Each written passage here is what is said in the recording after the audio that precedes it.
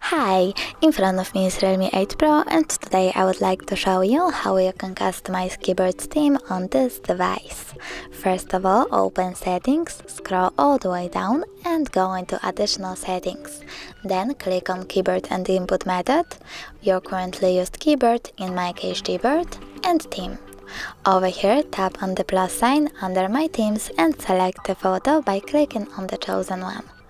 Now you can adjust it by pinching it to scale it and dragging it to move it.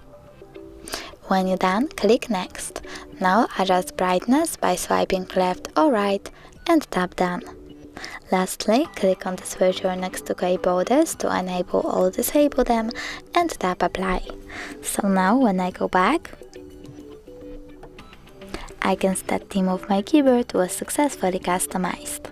Thanks so much for watching. If you enjoyed this video, don't forget to leave a like, comment and subscribe. Bye!